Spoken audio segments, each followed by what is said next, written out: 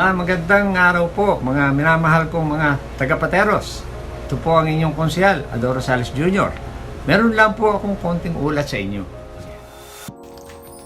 Ako po yung tinatawag ninyong susi ng Pateros at Mr. Port Bonifacio. Dahil marahil sa 33 taon ko nang pinaglalaban ang pagbawi sa dating lupa ng Pateros. Ang ating baryong Mamangkat o ang Parcel 4 o ang 766 hektar ng Port Bonifacio na kinalalagyan ngayon ng Global City, McKinley Hills at 7 barangay ng Fort Bonifacio. Kasama na po rito ang Buting, Caloocan at San Joaquin simula pa noong 1988 nang ako po ay unang tumakbong konsehal ng bayan. 7 beses na po akong nagiging konsehal at 1 beses na vice mayor. 25 years all in all. At hindi ko po nilulubayan ang pagtakbo dahil kapag tumigil po ako, malamang kinabukasan lamang nasa kapitbahay na ang ating ipinaglalaban.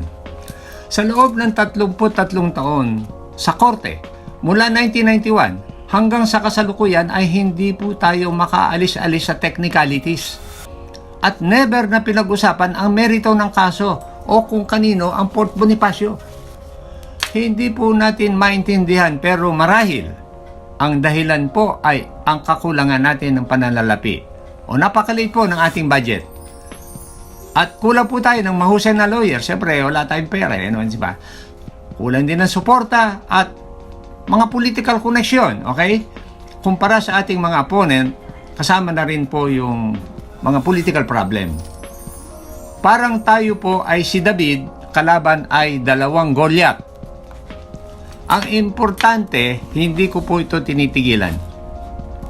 Kahit pinagtatawanan pa ako ng ating mga kababayan at sinasabing, Ador, tigilan mo na yung laban na yan.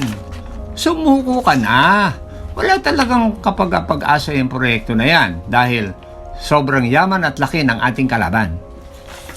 Ngayon, bigla na lang po, laking pasalamat natin sa ating Panginoong Diyos noong April 19, 2023, nagdesisyon ang Supreme Court sa Pateros versus Taguig and Makati case at inatasan ang Pasig Court na bigyan ng pagkakataon ang Pateros na ilahad ang ating mga ebidensya.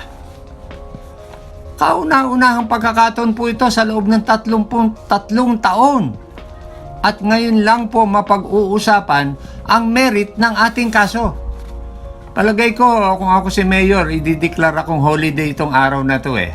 O baka yung araw na pagdideklara ng ating Supreme Court. No, anyway, napakaganda dahil kompleto po tayo sa mga tunay na ebidensya na nakuha ko pa nang ipadala ko ng ating gobyerno sa United States of America, Library of Congress and Archives noong 1997 at napag-alaman ko kung papaano kinuha ang baryong Mamangkat sa atin.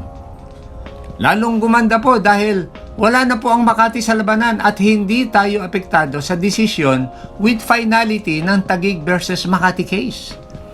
Sa ngayon po ay nag-iintay na lamang tayo ng patawag ng korte upang mailahad ang ating mga ebidensya. Pasalamat po uli tayo sa Panginoong Diyos at nabibigyan tayo ng konting tulong pinansyal galing sa BCDA.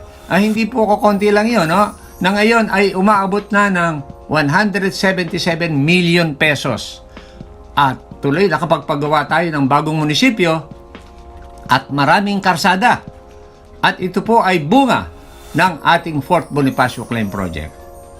Pakikontak lamang po ninyo ako kung meron kayong katanungan at kahit natutulog, sasagutin ko kayo para malaman ninyo, para mabigyan ko kayo ng konting kaalaman. Salamat din sa suporta ng ating Mayor Ike Ponce, sa Sangguniang Bayan members at sa susi ng Pateros Foundation. Lalong-lalo na sa inyong lahat na sumusuporta sa proyektong pagbawi ng dating lupa ng Pateros. Magkaisa lamang po tayo at samahan ninyo kami sa aming mga dalangin sa Panginoong Diyos sapagkat siya lamang po ang makapagbibigay ng tagumpay sa ating nalalayon na mabawi ang dating lupa, ang susi ng ating kaunlaran.